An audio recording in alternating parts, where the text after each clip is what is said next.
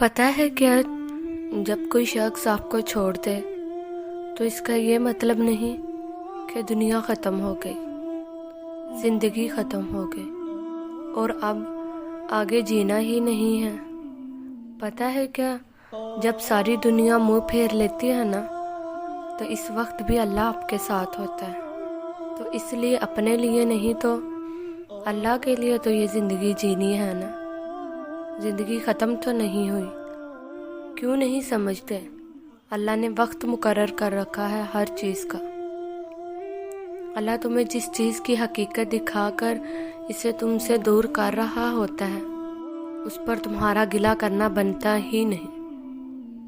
اللہ جب درد دیتا ہے تو تسکین بھی دیتا ہے، تو مانگو اسی سے تسکین، صبر اور اس کی مدد، پھر دیکھنا تم رحمان کو رحیم پاؤ گے۔ آزمائش تو پھر من پسند چیزوں سے شروع ہوتی ہے، اور جب ہم رو کر اللہ سے کسی ایسے شخص کو مانگتے ہیں جس کا ملنا ہمیں ناممکن نظر آ رہا ہوتا ہے، اور جب کوئی تمہیں تکلیف میں اکیلا چھوڑ دے تو جان لو کہ اللہ تمہارے کام کا ذمہ خود لینا چاہتا ہے۔ اور قرآن میں تو خود اللہ یہ فرماتا ہے، اور تمہاری حمایت اور مدد کے لیے اللہ ہی کافی ہے۔ دکھ اور تکلیف صرف اللہ کو بتایا کرو، اس کے یقین کے ساتھ کہ وہ سنے گا بھی اور جواب بھی دے گا۔ اگر اللہ تعالیٰ آپ سے کوئی چیز چھین لینا تو بس اپنے رب پر بھروسہ کرنا اور صبر کرنا۔ جب تم صبر کرو گے نا، اس نے کہا ہے نا کہ وہ صبر کرنے والوں کے ساتھ ہے، تو جب رب ساتھ ہے تو اس سے زیادہ خوشی کی بات، حوصلے کی بات تمہارے لیے کیا ہو سکتی ہے؟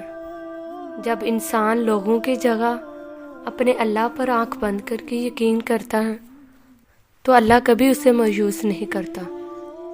حقیقت یہ ہے کہ اللہ لوگوں پر ظلم نہیں کرتا، بلکہ لوگ خود اپنے اوپر ظلم کرتے ہیں۔ اپنے رب سے دوستی کرو، یہی وہ ذات ہے جو کبھی آپ کو تنہا نہیں چھوڑتی۔ ہو سکتا ہے تم ایک گلاب کے طلبگار ہو اور اللہ نے پورا باغ تمہارے نصیب میں لکھ دیا ہو۔ قرآن پاک میں اللہ فرماتا ہے، ہو سکتا ہے ایک چیز تمہیں ناگوار گزرے اور وہی تمہارے لیے بہتر ہو، اور ہو سکتا ہے ایک چیز تمہیں پسند ہو اور وہی تمہارے لیے بری ہو۔ بے شک اللہ جانتا ہے، تم نہیں جانتے۔ تو جب اللہ تعالیٰ آپ کی زندگی سے کوئی چیز یا کوئی شخص چھین لے تو بس اللہ تعالیٰ پر یقین رکھنا، کیونکہ ایک دن اللہ تعالیٰ آپ کو اس سے بہتر چیز عطا کرے گا، اور یہ چیز انسان نہیں جانتا، بلکہ یہ بات تو اللہ جانتا ہے۔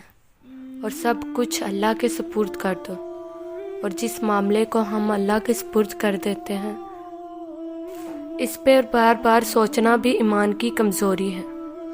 جب تم اس کی چاہت کو اپنی چاہت بنا لیتے ہو تو وہ بھی تمہاری چاہت کے لیے کن فرما دیتا ہے۔